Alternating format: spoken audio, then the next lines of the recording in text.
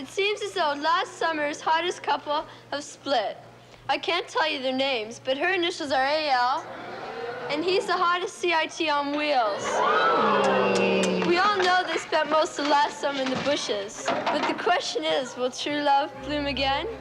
Even if your childhood was not punctuated by trips to summer camps, because of the summer camp film genre, you probably have a pretty good idea of what summer camps entailed.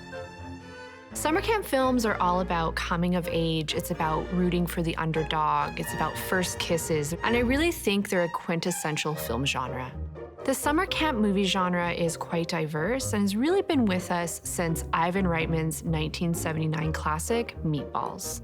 Meatballs is really the quintessential summer camp movie. You have teenage sexual exploits, juvenile hijinks, and it's a film that still is really about rooting for the underdog. Meatballs is about two summer camps, the kind of loser camp that Bill Murray heads, competing with the kind of rich and snooty camp. Really, it's like the Bad News Bears, but with more canoes. All of the reviews for Meatballs, both Canadian and American, really noted how perfect Bill Murray was in this film. And when I think about Bill Murray in this film, I always think about that great anti-motivational speech, "It just doesn't matter."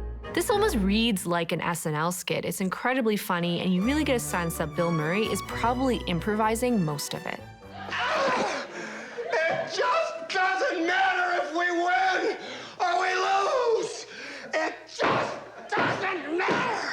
It just doesn't matter. It just doesn't matter. Meatballs was such a huge success that it really spawned more summer camp films the year after. And one of the biggest of all time is 1980's Friday the 13th. It really takes the same kind of tropes that Meatballs explored and ups the body count and adds a lot more hormones. Friday the 13th really hammered home that if you see two camp counselors having sex on screen, they're probably about to die horrifically. We weren't doing anything. We were just messing around.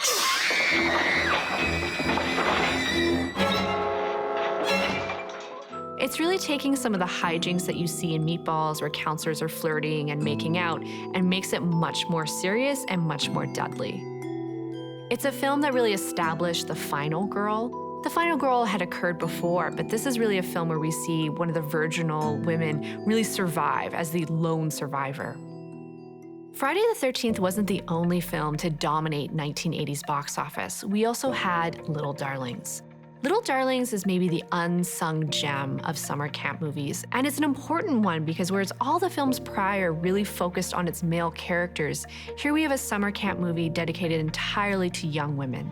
All of the pranks, the bullying, the kind of, social hierarchy you got in something like Meatballs is really amplified in Little Darlings because these are little girls that are going at each other. A scene in Little Darlings like the food fight, which is obviously a common trope of the summer camp movie, is really taken seriously in Little Darlings. These girls mean to hurt each other with the food that they're throwing, and it's one of my favorite scenes in the film.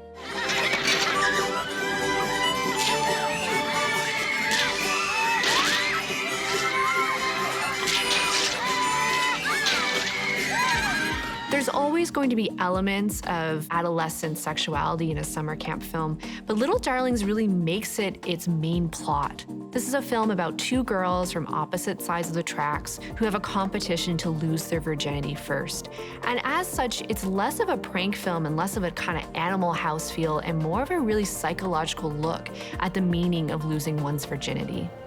The most subversive of summer camp films is Addams Family Values. It's really satirizing the kind of privilege, the kind of white upper-class privilege that we've seen in all of the summer camp films prior to it. All of the characters in these films are usually affluent white kids. And really what Addams Family Values does is point out that the underdog is probably the person of color. This really comes to a head at the Camp Chippewa Thanksgiving pageant. This is an iconic scene where Wednesday is forced into a position where she has to play Pocahontas and really perform this act of cultural appropriation.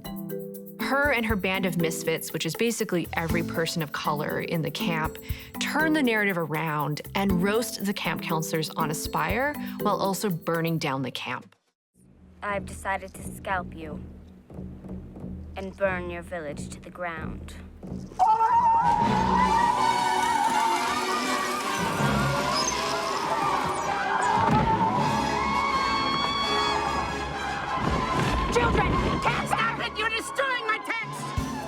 All summer camp movies are about the underdog getting their day, and certainly Wednesday and Pugsley Addams are the ultimate underdogs, and watching them absolutely terrorize this camp is really satisfying. Like all summer camp movies, we have a romance, and the romance between Wednesday Addams, as played by Christina Ricci, and Joel Glicker, played by David Krumholtz, is really a sweet one. This is the kind of first kiss that we see at summer camp all the time, but it's done in this very gothic, macabre way, and for me, it's one of my favorite of summer camp movies. Summer camp movies are very much with us today, and certainly 2012's Moonrise Kingdom is Wes Anderson's love letter to the summer camp trope. A lot of summer camp films are about saving a camp that's about to close or winning a competition. This is about saving really a young boy's life. He is an orphan, he has been kicked out of his foster home, and he's about to be institutionalized. And the summer camp and the camp of troopers really come together to restore his sense of family. Adolescent romance and sexuality is always there in a summer camp film, but Moonrise Kingdom takes it in a bit of a different direction. This is really a film that I think is more invested in how we misunderstood the mental health of children in the 1960s when the film was set. There is a real instance here of a female protagonist who is displaying signs of depression and various other mental illnesses that would not have been very important to doctors in the 1960s. Poor Susie.